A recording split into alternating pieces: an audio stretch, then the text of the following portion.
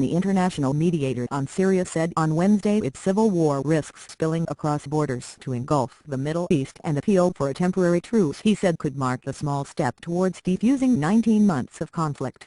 Brahim, the U.N. Arab League envoy, has proposed that both President Bashar al-Assad's forces and rebel fighters seeking his overthrow hold fire during the Islamic feast holiday of Eid al-Adha that starts next week.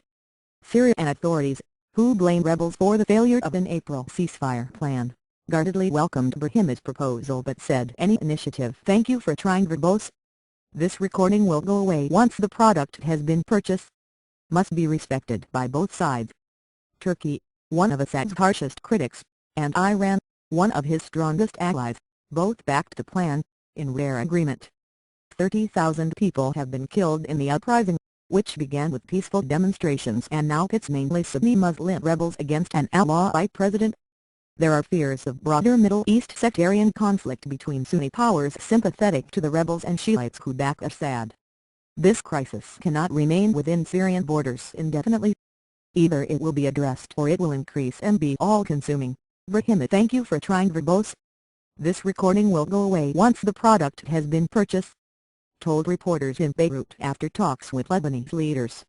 The British-based Syrian Observatory for Human Rights said at least 90 people had been killed in Syria by late afternoon on Wednesday, after 150 people died the day before. The death toll has topped 1,000 a week for at least 2 months as divided world powers have condemned the bloodshed in what has become a largely stalemated conflict, but failed to agree on a political solution. On Sunday, Brahim appealed to leaders in Iran, Assad's strongest regional ally, to support "Thank you for trying, verbose. This recording will go away once the product has been purchased." A proposal for a ceasefire to mark Eid al-Adha, expected to begin at dusk on October 25. "For us, there isn't any sacrifice too great if the blood stops flowing in Syria even for a day, an hour," Turkish Foreign Minister Ahmet Davutoglu told a news conference in Ankara, saying he had discussed the plan with his Iranian counterpart. The Arab League, Turkey and Iran have declared their support for this proposal, he said, adding he expected those who backed the plan to make a statement on Friday. Iran's state news "Thank you for trying, verbose. This recording will go away once the product has been purchased." Agency quoted President Mahmoud Ahmadinejad as saying Iran backed the temporary ceasefire plan and believed free elections were the right way forward. Syrian officials have questioned whether the disparate rebels, who agreed on a joint leadership on Tuesday and L5E8LGRQ5 to encourage supporters to provide them more powerful weapons, could commit to or honor any ceasefire deal. But Brahim said opposition figures had told him any ceasefire by Assad's forces would be reciprocated immediately. "We heard from everyone we met in the opposition, and everyone else we met that, if the government "Thank you for trying, verbose. This recording will go away once the product has been purchased.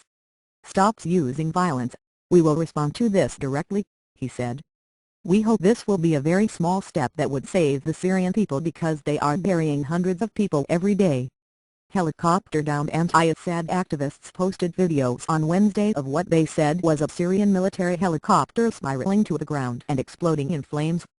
Rami Abdelrahman, head of the Syrian Observatory for Human Rights, said that the helicopter had been downed near Maraq al-Numan. Some rebels say they used anti-aircraft missiles. "Thank you for trying, verbose.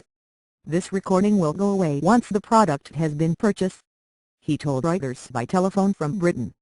Amateur footage of rebels using shoulder-mounted surface-to-air missiles have emerged in the past few days, and France's Foreign Minister Laurent Fabius said that heavy weapons acquired by the insurgents have forced Assad's air force to bomb rebel-held areas from high altitude.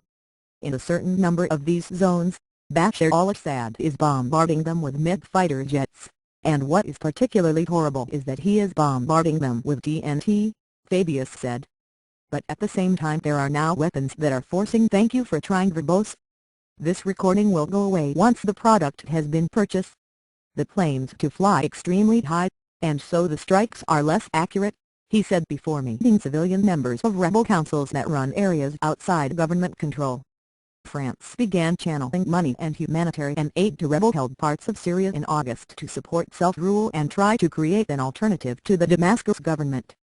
However, The French plan falls well short of the foreign protected safe havens the opposition says it needs and offers little hope of relief to civilians fleeing the chaos. Russia, which sold Syria arms worth $1 billion.